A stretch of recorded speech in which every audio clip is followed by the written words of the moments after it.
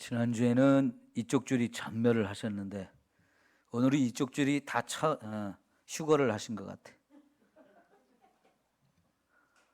그러지 마시고 빠지지 말고 좀 열심히 나오세요. 네? 예. 이제 정말 예배 드리는 거 소중합니다. 내가 하나님 앞에 예배 드리기를 힘쓰시고 여러분의 예배의 자리 잘 좀 지킵시다. 예. 자, 오늘 이제 26절, 28절 새벽에도 보았는데요. 이 부분이 굉장히 중요합니다.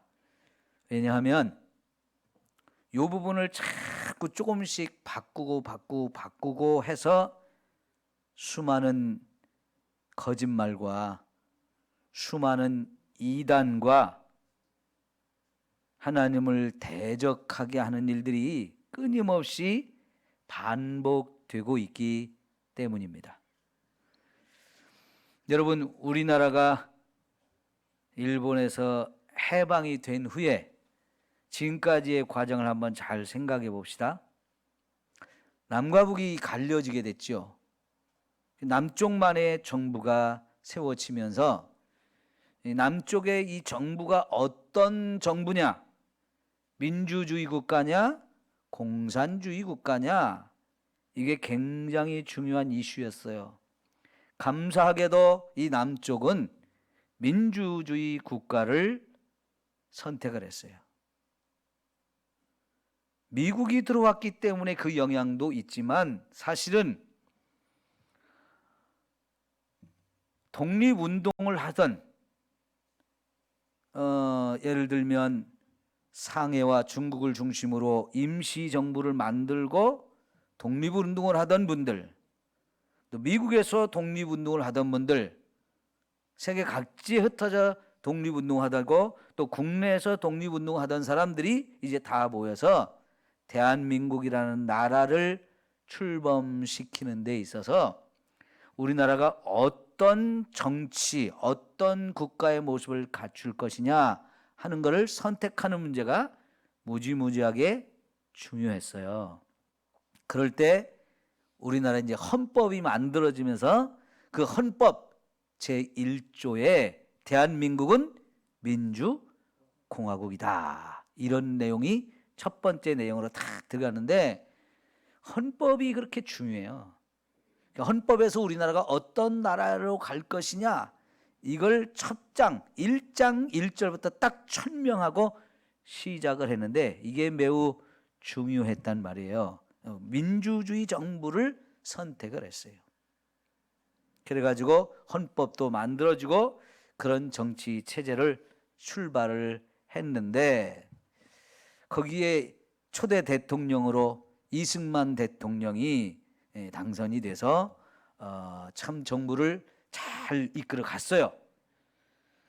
그런데 대통령 한 번 하고 두 번 하고 이게 욕심이 생기면서 독재를 하기 시작했죠. 근데 독재를 하면서 또한 거기에 부정이 다 이렇게 심각해지기 시작했어요. 그래서 결국은 4.19 혁명이라는 걸 통해서 민주주의를 계속 지키자. 독재가 아닌 민주주의, 그죠? 독재가 아닌 민주주의를 지키자 해가지고 이승만 대통령이 결국은 하야를 하고 장면씨가 내각을 이렇게 구성을 하면서 이끌고 가다가 그 힘이 없다. 내각 책임제는 힘이 없다. 그래서 대통령제로 다시 바꾸면서 윤보선 씨가 대통령이 되고 이런 과정들을 거치다가 5.16 쿠데타가 일어났어요. 그렇죠? 5.16 쿠데타가 일어나서 박정희가 대통령이 되면서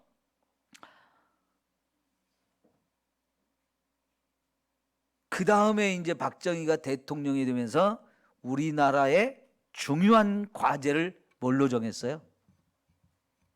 잘 살자, 잘 먹고 잘 살자 하는 가난을 물리치고 잘 먹고 잘 살자 하면서 경제개발 5개년 계획을 세우고 그걸 추진해 나가는 이런 정책을 추진하면서 진짜 전 세계가 깜짝 놀랄 만한 경제 성장을 지금까지 해오고 있습니다. 지금 우리가 이렇게 잘 먹고 잘 사는 거 진짜 어마어마한 축복입니다. 솔직히 저와 여러분 어린 시절 다 어렵게 살았잖아요. 하루 세끼 쌀밥 먹는 거 쉽지 않았어요. 옛날 잘 먹지 못하던 때 굶던 얘기들은 우리 다 공감하던, 60대 이상은 다 공감하던 이런 이야기인데, 그게 우리가 벌써 60이 되고 70이 됐는데 그 과정 속에 이 나라가 정말 세계가 깜짝 놀랄 만큼 어마어마한 경제 성장을 이루었는데, 전 세계 역사에서 우리나라 같은 이런 경제 성장을 이룬 나라가 없습니다. 우리나라 유일한 나라예요. 그런데 박정희가 그런 경제 성장을 어마어마하게 이루어내는 발판을 만들고 막 이루어냈는데, 여기도 또 삼선 개헌부터 시작해서 독재를 하기 시작했어요. 그죠? 독재. 그러니까 또 우리나라의 또 최대 이슈가 뭐였냐면 민주화였어요. 민주화. 그죠? 민주화. 민주화를 이루어서 오늘날 여기까지 왔는데, 여러분 이 시대에 우리의 중요한 이슈가 뭡니까? 지금 이 시대의 중요한 문제, 인권이라고 하는 거예요.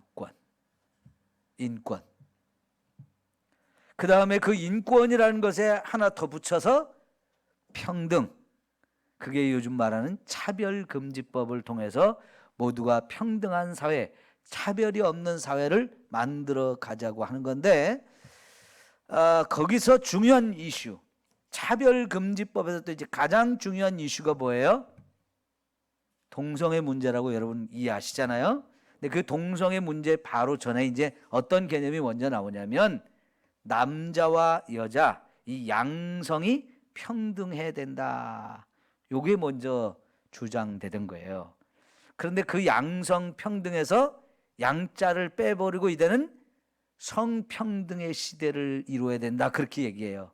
근데 여러분 양성 평등이라면 뭐와 뭐를 말할까요? 남자와 여자죠. 남자와 여자. 남자와 여자가 평등해야 된다. 그런데 인간 세상은요, 오랫동안 여성보다는 남성이 더 우월한 지위를, 특권을 많이 누려왔고, 여성들은 그만큼 억압을 당하고 착취를 당하고 불이익을 당하고 평등하지 못한 이런 세상을 살아왔기 때문에 이 양성평등이 또한 중요한 주제였어요. 인권이라고 하는 이 속에 양성평등이 아주 중요한 문제였어요. 그러다가 최근에 와서는 양성에서 양자를 빼버리고 그냥 성평등을 이루어야 된다는 쪽으로 지금 계속 발전하고 주장하고 있어요. 그럼 양성에서 성이라고 하는 걸로 바뀌어지면 이게 어떻게 될까요? 거기 남자와 여자만이 아닌 또 다른 성도 있다. 어떤 성이든지 다 인정해주고 그 모든 성을 가진 사람들을 다 인정해주자. 그리고 같이 평등함을 누리자. 그런 얘기예요. 거기서 이제 구체적으로 더 들어갔을 때 동성 연애자들도 다 인정받고 그들도 자유와 평등을 누리게 해주자, 이런 쪽으로 발전하는데, 지금 제가 여러분에게 말씀드렸던 이야기들이 대부분 여기 26절에서 28절 사이에 중요한 내용들을 변질시켜서 가고 있는 부분이다라고 하는 것을 오늘 좀 같이 생각해 보려고 합니다. 자, 여러분 여기 24절부터 여섯째 날 창조의 이야기예요. 이 여섯째 날은 하나님이 6일 동안 세상을 창조하는 가운데서 마지막 부분인데, 이 여섯째 날 땅에 있는 짐승들, 땅에서 사는 짐승들을 만들고 마지막으로 지은 것이 이제 인간이에요. 그래서 이 하나님의 천지를 창조하는 가운데서 인간 창조가 가장 핵심이고, 이 인간 창조하기 전에 인간이 살기 위한 아름다운 환경을 만들기 위해서 6일 동안 계속 창조해 오셨던 거예요. 이 모든 것이 인간 창조를 위해서 미리미리 그 인간이 살 좋은 환경을 만들어 주려고 하나님이 필요한 모든 것들을 다 준비해 가지고, 그리고 마지막에 인간을 창조해서 하나님 만든 세상 속에 자, 내가 이렇게 아름다운 세상 만들었으니까 여기서 살아라 하고 하나님이 우리 인간에게 세상을 선물로 주셨어요. 그러면서 또 한 가지, 이제 이 모든 거 너가 다스리는 자로 살아라, 이렇게 하셨어요. 이거는 하나님이 만든 모든 것 중에서 인간을 최고의 자리로 올려주신 거예요. 그 최고의 자리로 올려준 그것 가리켜서 인권이라고 하는 말로 사용하는 거예요. 여기서 인권이라는 말이 나와요. 이해가 되죠? 왜냐하면 그러면 인간이 누구냐, 인간이 어떤 권리를 가졌느냐 하는 걸 따지는 것이 인권인데, 그동안 세상에서 인간끼리 함께 살면서 인간의 이 인권을 제대로 보장해 주지 않고 짓밟는 일들이 너무나 많았어요.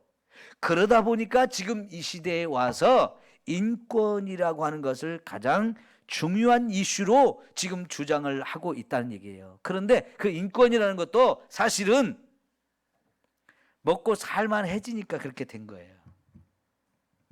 그러니까 우리 나라가 일제 이후에 해방하고 나서 지금까지 발전하는 과정을 살펴보면 그 얘기들이 딱 거기에 맞춰 들어가는데, 처음에는 먹고 사는 것이 힘들어가지고 막 잘 살아보세요, 잘 살아보세요, 이게 우리의 최고의 중요한 문제였어요. 근데 그것이 되고 나니까 그 다음에는 자유, 우리 민주주의의 국가에서 자유를 누리며 살자, 그게 또 이제 우리에게 소중한 주제였다면, 이제 우리에게 중요한 주제는 거기서 이제 자유도 누리다 보니까 이제는 모든 사람의 인권이 다 중요한데, 그동안 인권이 무시당하는 상황들이 너무나 많았단 말이죠. 그런 걸 개선해서 진짜 인권이 보장되어지는 그런 나라를 이루며 살자 하는 거 굉장히 중요한 이슈가 됐어요. 그런데 그 인권이라고 하는 개념이 결국은 여기 1장 26절에부터 시작되는 거예요. 왜 인권이 중요하냐? 하나님이 우리 인간을 세상 모든 만물 가운데서 최고의 존재로 지어주셨기 때문에 인간이 소중한 거예요. 여러분, 소나 말도 하나님이 다 지으셨어요. 그런데 소나 말하고 인간하고 같아요, 틀려요? 뭐가 틀려요?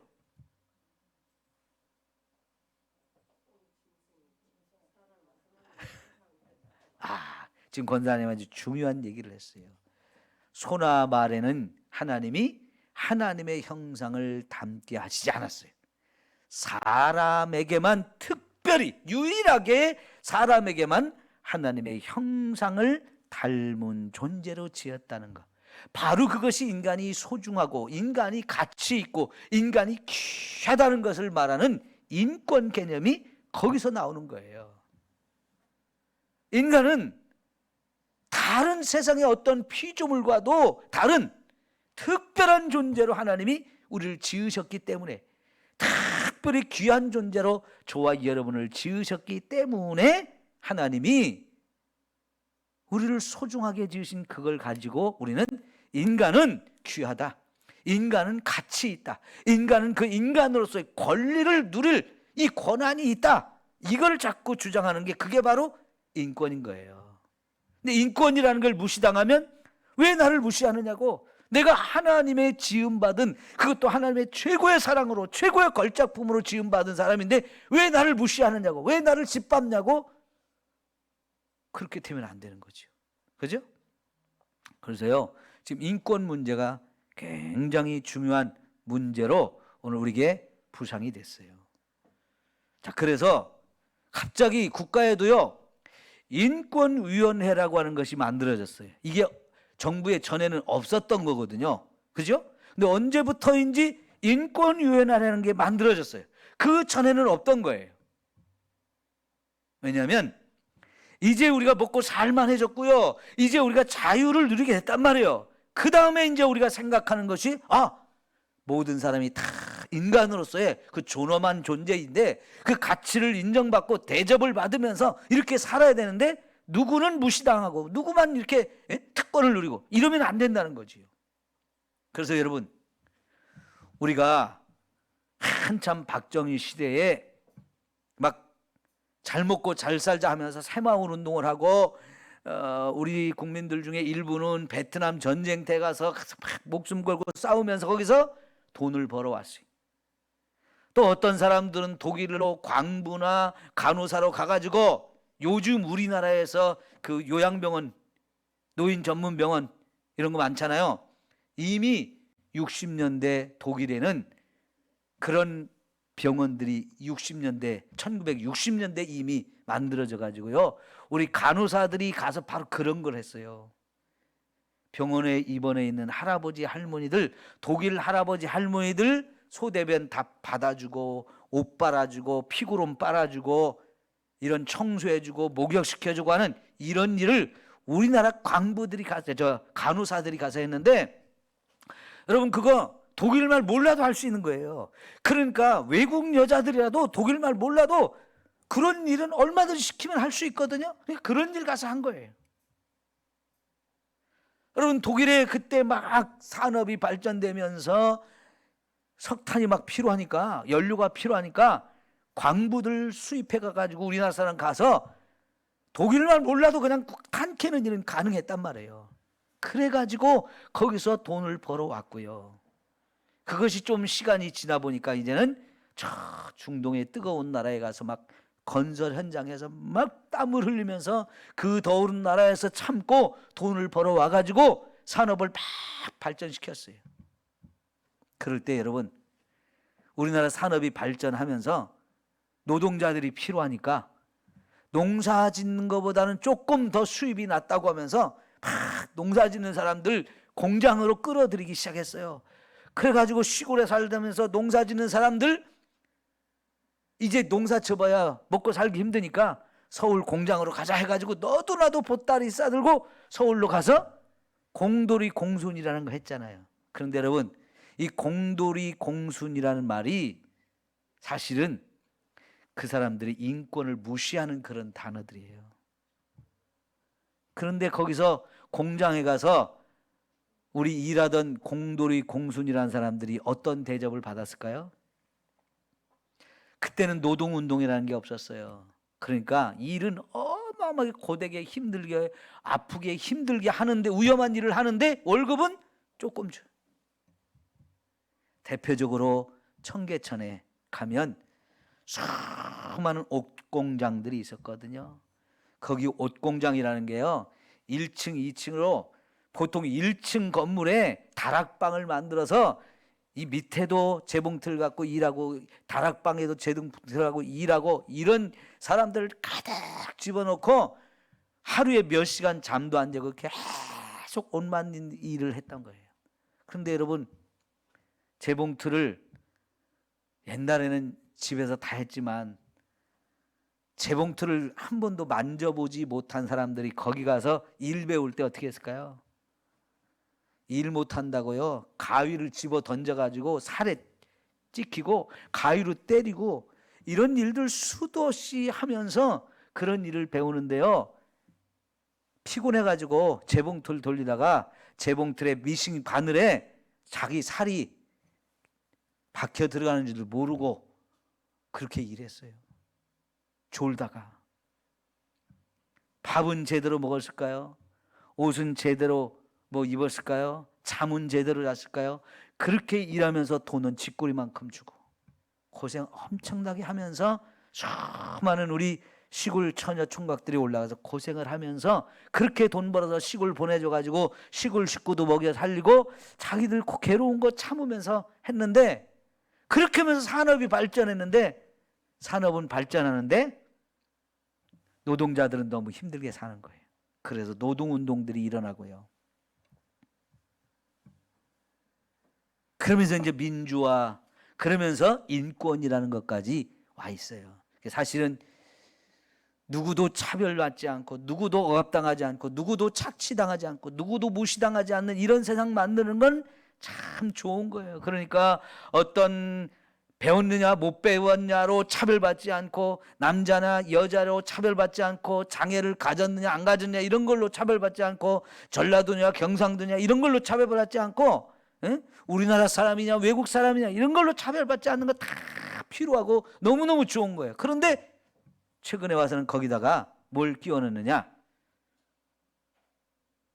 성별 정체성, 성별 지향성, 이 동성연애 문제 이런 것까지 가서 다 차별받지 않는 세상을 만들어야 된다고 말하는데, 이게 포장지는 참 그럴듯한데 실제로 그 내용들이 성경을 보니까 너무나 안 맞는 얘기예요. 너무나 안 맞는 얘기. 우선 아까 말씀드린 대로 양성이 아닌 성평등을 주장하는 것. 그 성평등이라는 성자에 남자와 여자 이외에도 제3의 성, 그 외에도 분류할 수 없는 성, 이런 것들이 얼마든지 있다고 하면서 오늘은 남자였다가 내일은 여자가 되고, 하나님이 남자로 태어나게 했어도 나는 여자라고 생각하면 나는 여자다라고 하면, 이러면서 자기가 남자 여자인 걸 결정할 수 있다고 하는 거예요. 그래요? 맞아요. 에? 남자 여자인 걸 내가 결정할 수 있어요? 하나님이 세상에 태어날 때부터 나를 남자로 태어나게 했기 때문에 남자인 거예요. 우리들 얼마나 남자 사내 아들 낳기를 원했어요. 그래도 그게 내 마음대로 안 되기 때문에 주시는 대로 받아야지 하면서 그냥 아들은 아들대로 딸은 딸대로 이렇게 받았잖아요. 물론 예전에는요, 딸 낳으면 또 싫어하고 미워하고 그런 적도 많았어요. 죄송합니다, 우리 김삼순 권사님. 왜 삼순이라고 이름을 지었을까요? 셋째 딸이라고. 그러니까 부모님이 이름 지면서 고민을 안 한 거예요. 첫째니까 1순위, 둘째니까 2순위, 셋째니까 3순위. 우리 교회 보니까 1순위도 있고 2순위도 있고 3순위도 있어요. 이일순 권사님. 2순위는 있어요, 없어요? 거기는 이순이요. 순이. 이 성은 이씨요. 이름은 순이에요. 그냥 말하면 이순이에요. 그런데 3순위 권사님도 계셔요. 그런 식으로요. 1남이, 2남이, 3남이도 있어요. 부모님이 이름 짓는데 고민 안 하고 그냥 딸이니까 무시해버리고 그렇게 짓는 경우들이 많았다고요. 여러분, 우리가 남자로 여자로 태어난 것 가지고 어떤 차별을 받는다는 거 있어서는 안 되지만, 이제는 그걸 뛰어넘어서 하나님이 남자와 여자로 주신 그거를 무시해버리고 각자가 남자 여자를 결정할 수 있다고 주장하는 세상, 이거는 하나님을 무시해버리는 거예요. 하나님을 인정하지 않는 사상이 거기에 들어가는 거예요. 그 다음에 인권이란 말도 결국은 우리가 보면 정말 하나님이 인간을 최고의 존재로 지었다고 하는 건 맞지만, 그래서 인간이 존귀하고 가치를 인정받고 사람 대접을 받아야 된다는 거 옳지만, 이제 그걸 뛰어넘어서 어디로 가느냐? 이제 하나님도 우리 간섭하지 마세요가 되는 거예요. 하나님도 우리 간섭하지 마세요.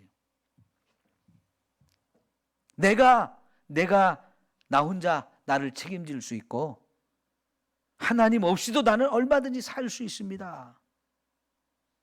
인간과 인간 사이에서 이 인권만을 말하는 세상을 뛰어넘어서 이제는 하나님이 나를 주장하고 나의 주인 노릇하고 나에게 간섭하는 거 이런 싫으니까 하나님 떠나세요. 나 좀 내버려 두세요. 나 하나님 없이 살겠습니다. 거기를 이제 그 다음 넘어가면 또 뭐예요? 내가 하나님이 되는 세상을 가는 거예요. 지금 거기까지 와 있어요. 그런 측면에서 인권을 주장하는. 그러니까 여러분, 우리가 민주주의, 백성이 주인이 되는 나라거든요. 백성이 주인 되는 나라. 그 다음에 인권, 인본주의.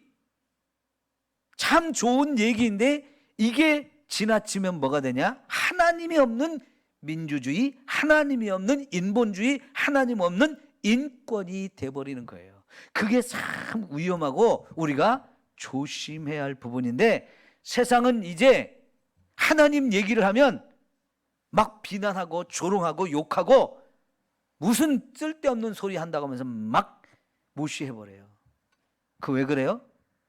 하나님 소리 하지 말라는 거예요. 하나님 필요 없다는 거예요. 그 자리에 사람이 있어야 된다는 거예요.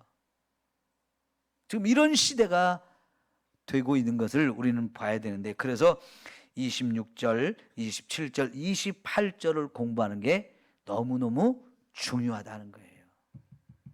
자, 여러분, 하나님께서 우리 인간을 만들 때 우리가 우리의 모양과 우리의 형상대로 우리가 사람을 만들고 하면서 삼위일체 하나님이 같이 의논하시고 같이 계획하고, 그리고 사람을 만들 분명한 이유와 목적을 가지고 지어주셨다. 이거는 다른 동물들하고는 비교가 안 되는, 인간을 지을 때만 하나님이 특별한 이런 계획과 목적을 가지고 지으셨다는 걸 볼 때도 하나님이 인간을 얼마나 대접하셨는지, 얼마나 최고의 존재로 만드셨는지를 볼 수 있는데, 거기 특별히 인간에게 하나님이 만든 모든 이 땅에 있는 것들을 다스리라고 하는 권한을 주셨어요. 다스리라.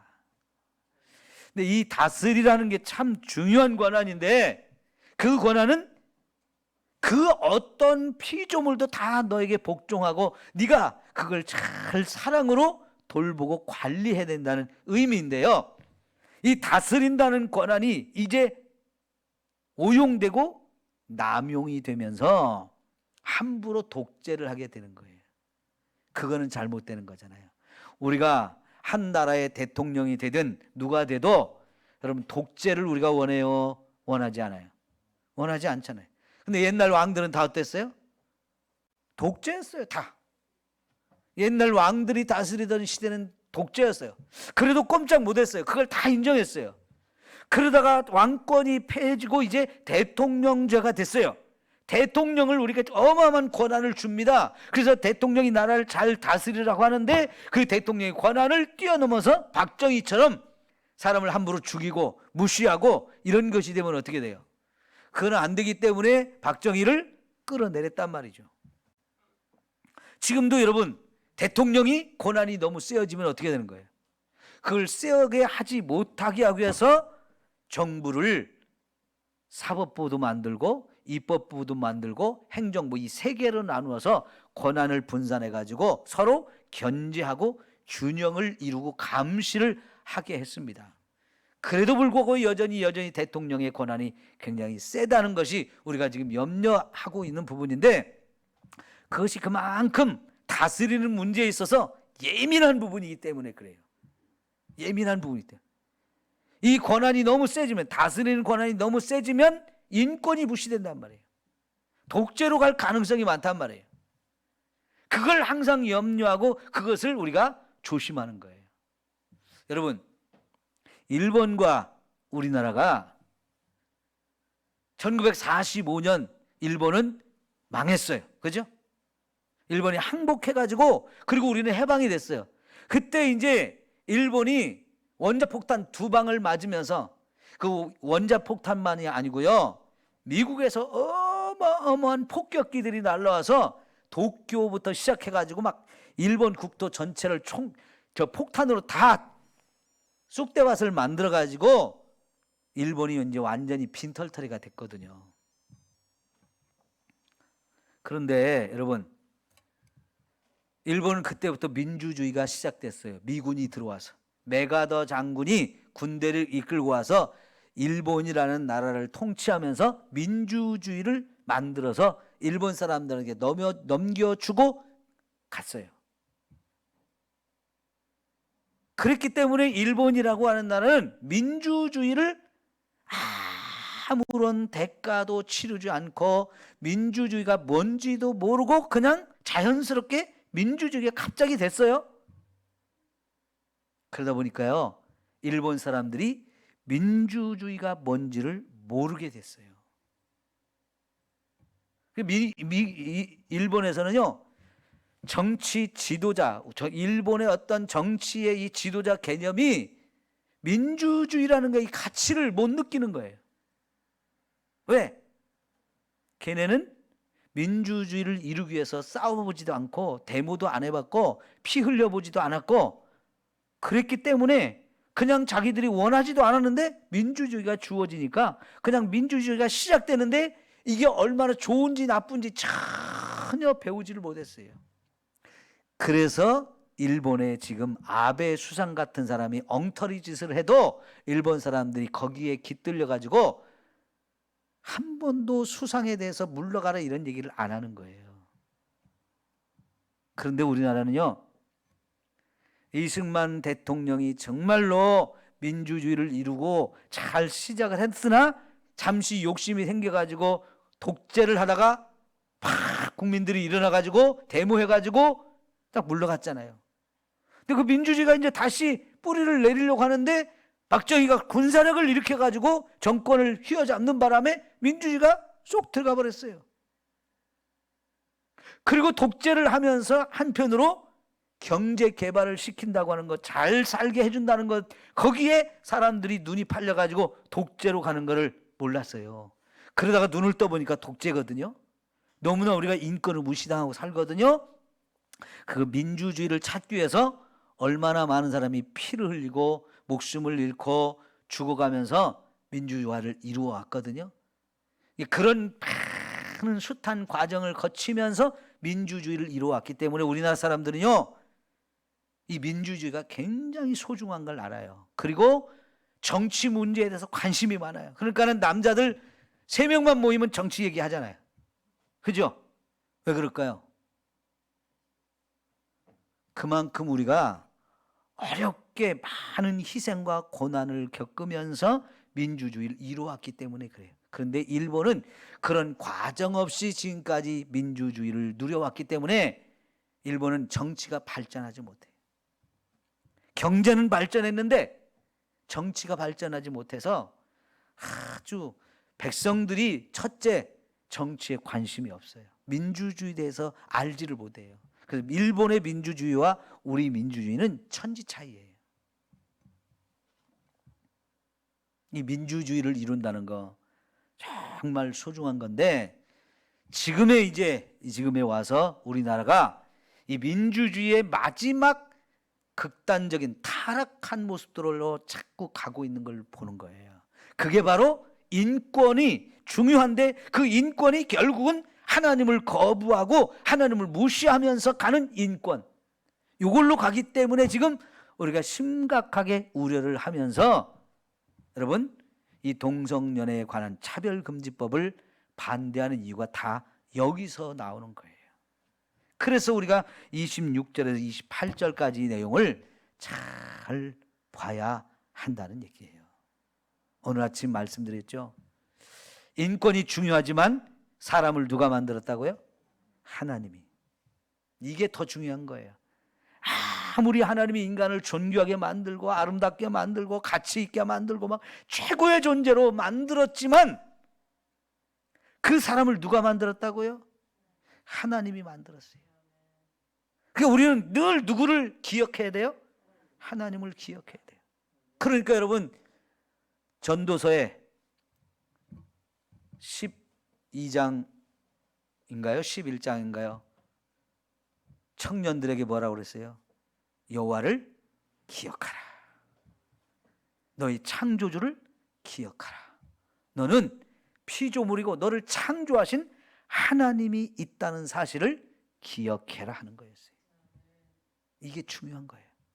그게 어찌 청년들에게만 주는 거겠어요. 이 땅의 모든 사람들에게 전도자가 모든 걸 다 해봤다는 거죠. 사람이 부러워하는 거, 사람이 하고 싶어하는 모든 걸 전도자가 대표 주자가 돼서 다 해봤는데 다 어때다는 거예요? 헛되다라는 거예요. 다 헛되다라는 거예요. 그러니까 일의 결국을 다 들었으니 너는 젊어서부터 너의 창조주를 기억해라. 하나님 잃어버리고 살면 안 된다.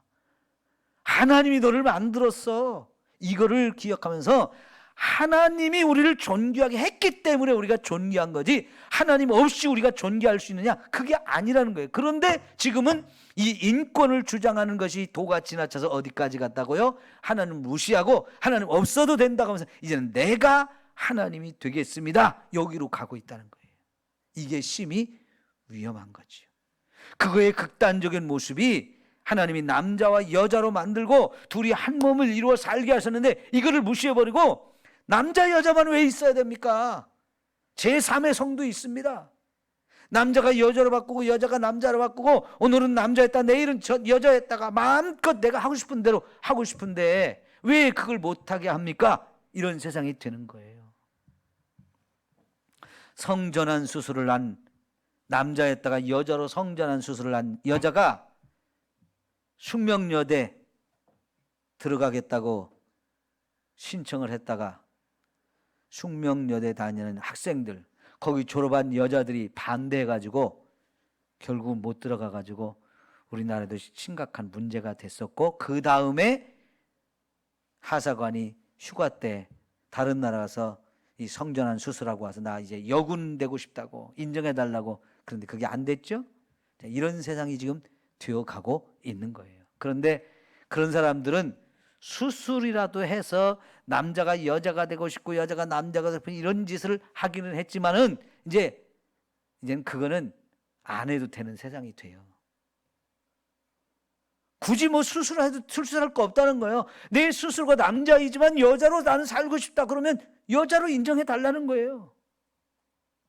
그래서 나 남자로 태어났는데 나 여자 목욕탕 가고 싶어. 그럼 여자 목욕탕 가는 거고. 나 군대 가기 싫어. 그러면 나 여자야. 그러면 주장하면 되는 거고요. 남자 경기하고 남자들이 권투하는 데 가서는 게임이 안 되니까 맨날 지기만 하니까 나 여자로 나가야지. 여자로 나갔어. 그 여자들이 권투 시합하는 데 가서 남자가 여자라고 하면서 주장하면서 권투해가지고 한 방 빵 여자 때렸는데 여자가 한 방 맞고 KO 돼가지고 죽었어요. 이 외국에서는 그런 일이 벌어져요. 여러분, 저 게시판에 동성연애 이거 반대하는 그림, 문서를 거기 붙여놨는데 거기 보면 권투 시합하는 거 사진 나올 거예요. 그게 남자가 자기를 여자로 주장하면서 여자들끼리 벌이는 그 권투 경기에 남자가 나가서 여자 때리는 장면이 나오는 거, 그 사진이 그거예요. 여러분, 세상이 그렇게 가요. 여기도 하나님이 남자와 여자를 정하는 것을 무시해버리고 내가 결정하겠다는 게 내가 결정. 이런 세상이죠. 성적 취향이라는 말이 내가 뭘 좋아하는지, 누구를 좋아하는지 그건 내가 결정하겠다는 거예요. 남자지만 남자를 좋아하고 여자는 여자를 좋아하는 이런 거 얼마든지 인정해달라는 거예요. 왜 꼭 남자와 여자끼리만 결혼해야 되냐고. 남자들끼리도 하고 여자들끼리도 하고 꼭 한 남자 한 여자만이 아니고 한 남자가 두 여자와 살 수 있고 한 여자가 두 남자 데리고 살 수도 있고 얼마든지 그렇게 하고 싶다는 거예요. 그걸 다 인정해 주자는 거예요. 그러면 어떻게 되겠어요? 성경은 이제 무시되는 거예요. 가정은 이제 엉망이 되는 거예요. 그 사람들은요, 내 아들이 남자를 데려와서 며느리 삼아 달라고 부모한테 말해도 난 다 인정하겠다고 그런 소리를 하는 거예요. 아들이 며느리로 온대요. 남의 집 아들이 우리 아들하고 결혼해서 우리 집 며느리로 온대요. 인정하겠어요? 징그럽잖아요, 또. 그죠? 회개망측한 세상이 되어지는 거예요. 이런 법을 만들자고요. 공부 좀 했다는 사람들은 다 그거 해야 된다고 그러는 거예요. 얼마 전에 기독교인 1000명을 대상으로 이 차별금지법에 대해서 어떻게 생각하느냐, 동성애에 대해서 어떻게 생각하느냐라고 설문조사를 했더니 이 기독교인들이 상당수가 그걸 다 인정하겠다고 하는 숫자가 반대하는 사람보다 숫자가 많이 나왔어요. 왜 그럴까요? 네? 몰라서. 맞아요. 왜 모를까요? 목사들이 안 가르쳐서 그래요. 목사들이 안 가르쳐서. 아니면 목사들이 잘못 가르쳐서 그래요. 여러분, 지난 화요일 날 직영교회에서 우리 노회를 했어요. 지난번 임시노회에서 제가 이 차별금지법 반대하는 우리 교단의 이런 것들을 위해서 헌의안을 올렸던 것이 이제 채택이 돼가지고 그걸 구체적으로 어떻게 할 것인가 논의하는 내용을 보고를 했는데, 목사님들 몇 분이 왜 반대하는 사람들 얘기만 듣냐고. 우리 안에도 찬성하는 사람이 있을 수 있고, 그러니까 찬반 토론을 하자는 거예요. 그 사람들이 다 누구냐? 찬성하는 사람들이에요. 다시 말하면 우리 노회 목사님들 가운데도 이 동성연애, 이 차별금지법 다 인정한다고 찬성하자고 하는 분들이 있다는 얘기예요. 그 교회 목사님이 자기 교회 가서 이런 걸 제대로 어떻게 가르칠까요? 찬성하는 얘기를 가르칠 거예요. 그럼 어떻게 돼요? 그 교회 성도들 목사님이 가르치는 게 맞나 보다 하고 같이 따라갈 수밖에 없는 거예요. 아니면 목사님들이 이런 거 공부를 안 해요. 이게 지금 우리 시대에 얼마나 중요한 문제인데, 목사님들이 그 차별금지 법안도 안 읽어보고 한 번도 본 적도 없고, 그 사람들이 그런 걸 주장하는 그 근본적인 성경적인 배경, 성경을 어떻게 해석해가지고 그런 걸 주장하는지 공부도 안 해놓고, 어떤 분은 그러대요. 이게 뭐가 옳은지 뭐가 그른지 나 모르는데 공부 좀 해자는 거예요. 왜 이제 와서 공부하게 하자는 거예요? 벌써 이게 언제부터인데 2007년부터 되어진 문제인데, 13년 전부터 되어진 문제인데, 우리나라에서. 외국은 뭐 그 전부터고. 공부 하나도 안 해놓고 이제 와서 그런 헛소리를 해요. 그런데 여러분, 그 설문조사에서 그나마 반대율이 제일 높은 게 장로님들하고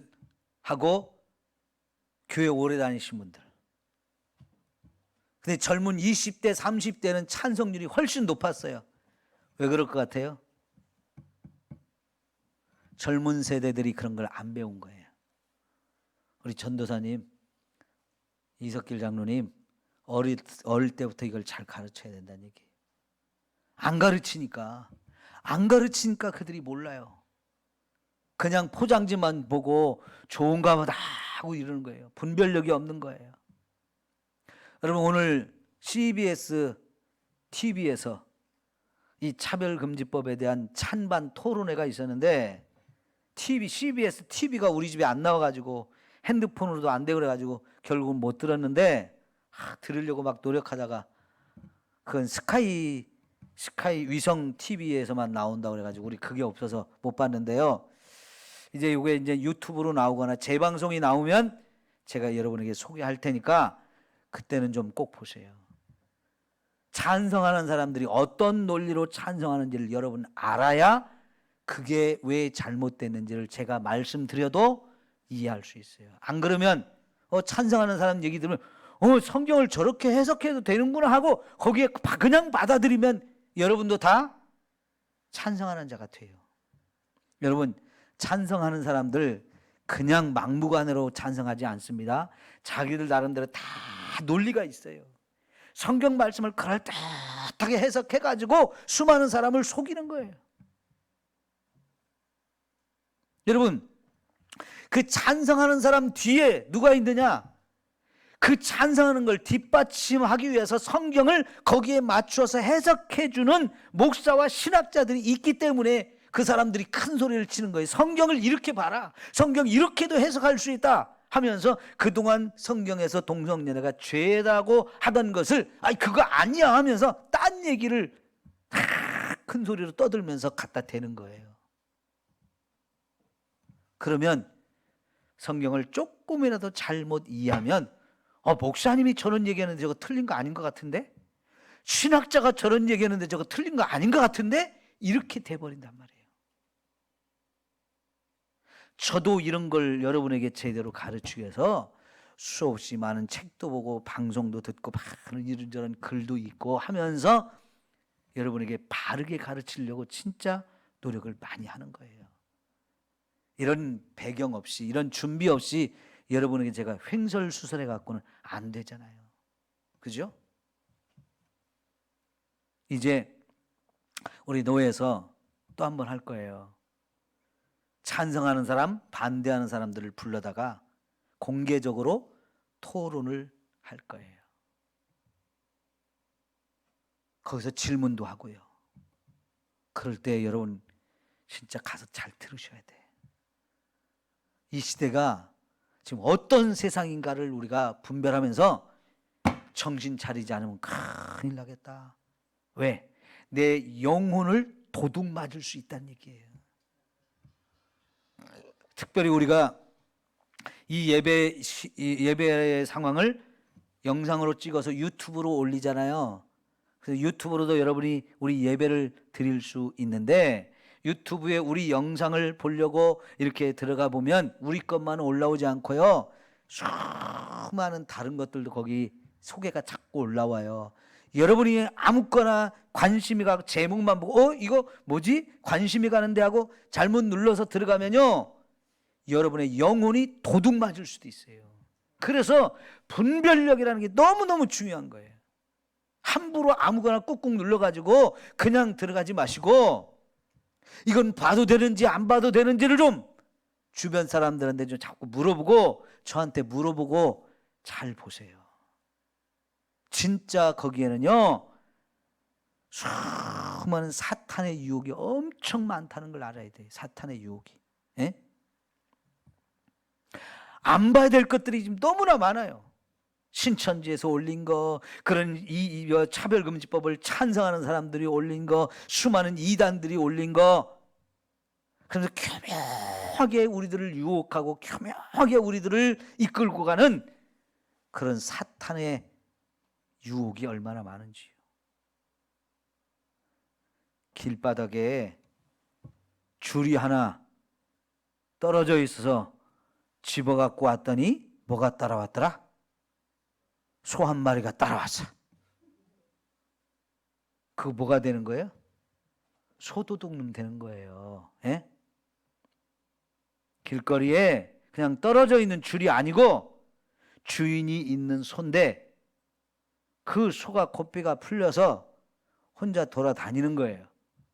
소는 안 보고 길거리 떨어져 있는 줄만 주워 가지고 왔다, 이렇게 말하면 통할 것 같지만 그 줄 끝에 소가 줄줄줄 따라서 우리 집까지 왔어요. 그 소를 데리고 어디로 가야 되는 거예요? 주인을 찾아줘야 되는데 그걸 짚고 우리 집으로 싹 왔어요.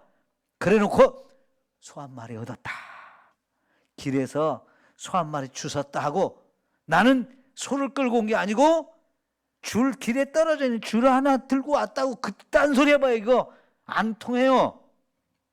그러니까 여러분, 그 유튜브의 제목을 보면 저와 여러분의 마음과 관심을 끌고 갈 수 있는 아주 호기심이 있는 그런 이야기들로 싹 제목을 만들어요.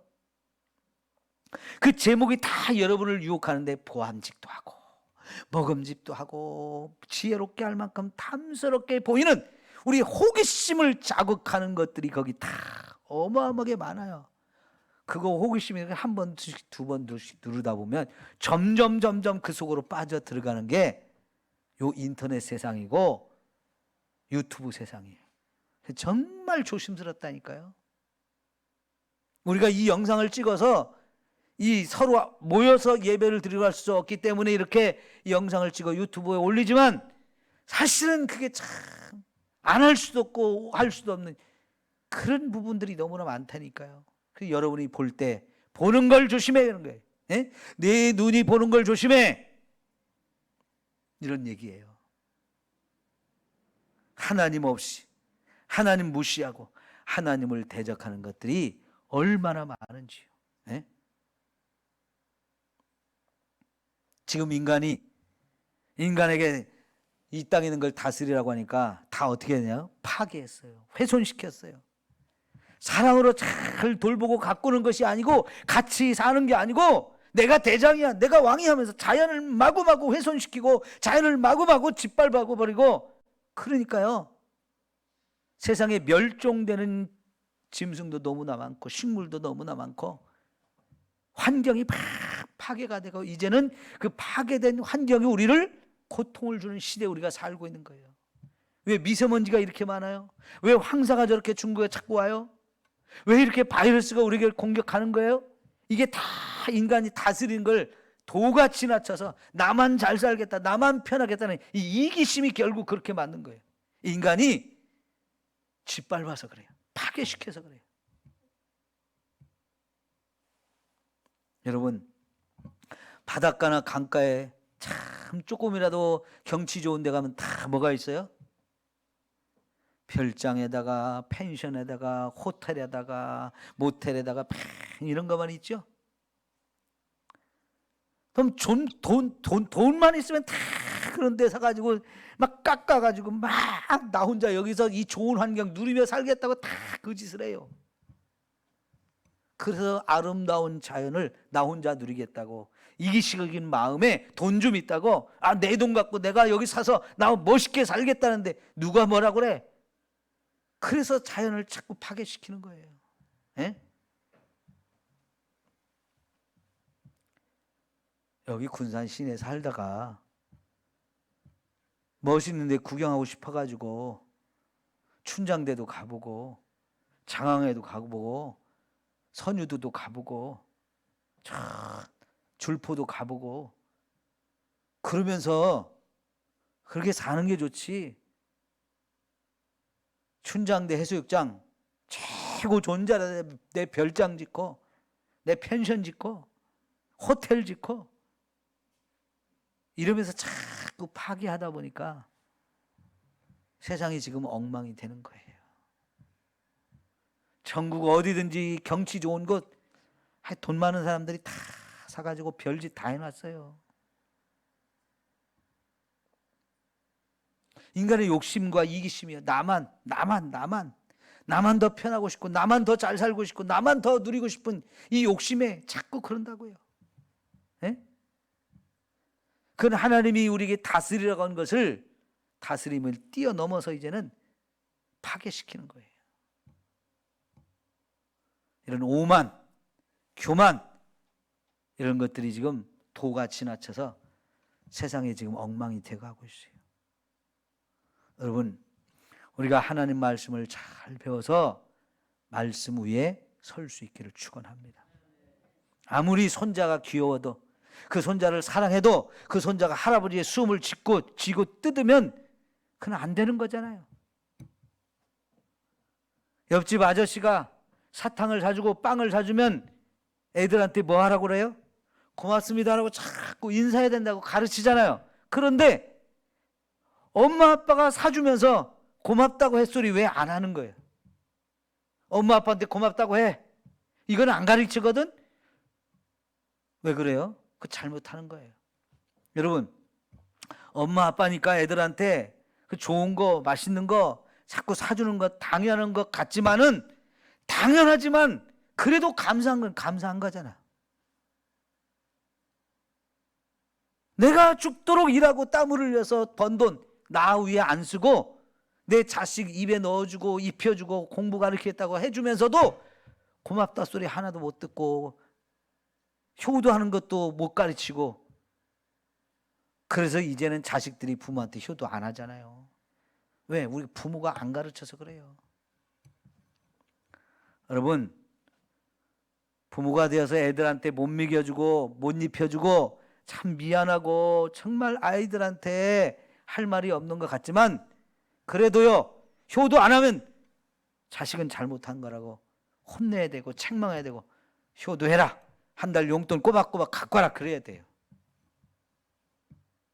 에이, 니들도 먹고 살기 힘든데 용돈을 왜 갖고 와? 그게 아니에요. 우리도 죽도록 고생하면서 길렀잖아요.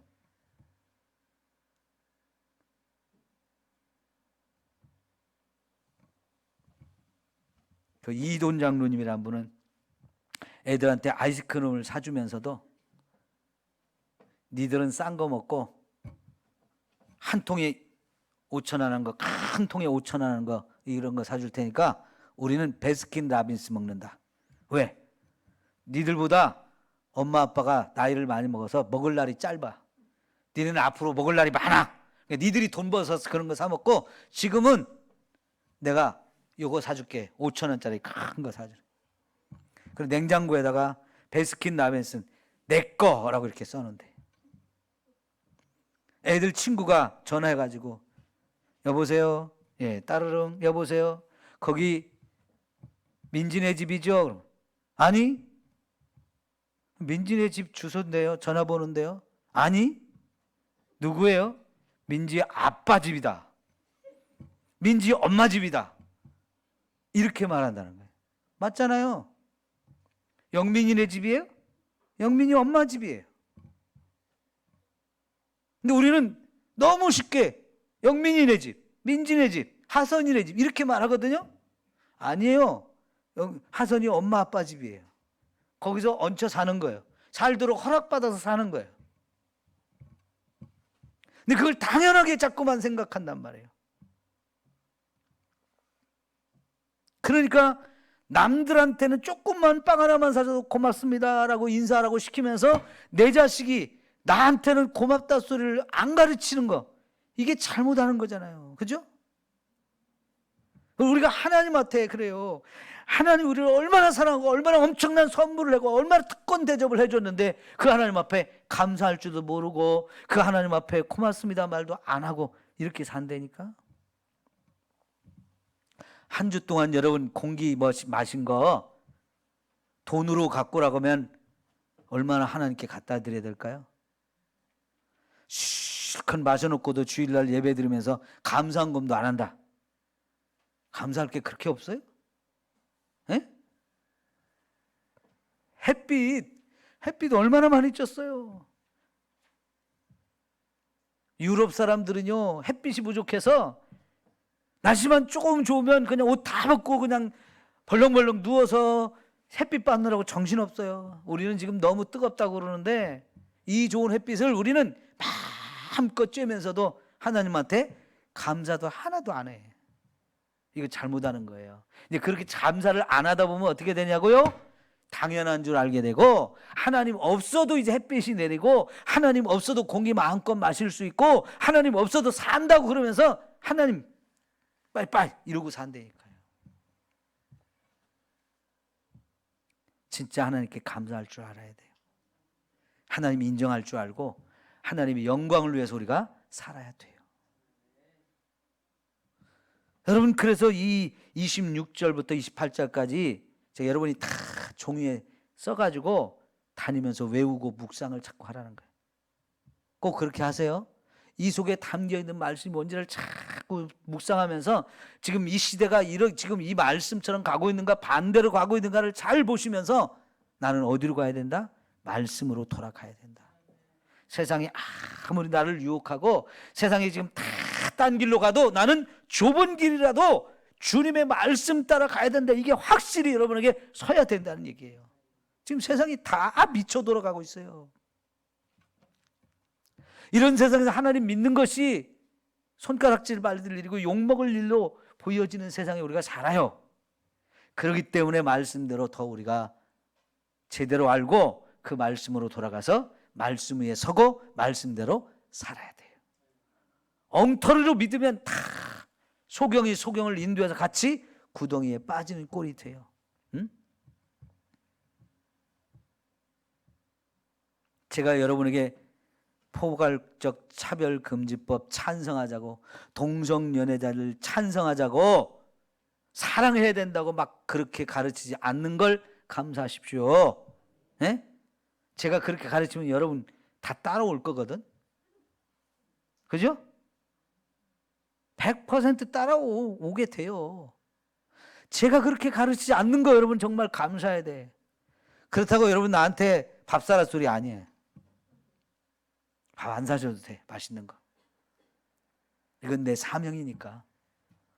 여러분 멸망시키지 않으려고 구덩이에 빠뜨리지 않으려고 저도 지금 몸부림치면서 제가 나중에 이런 얘기 하다가 감옥에 가고 벌금을 내는 한이 있어도 할 거예요. 날 잡아가도 내 돈 다 뺏어가도 할 거예요.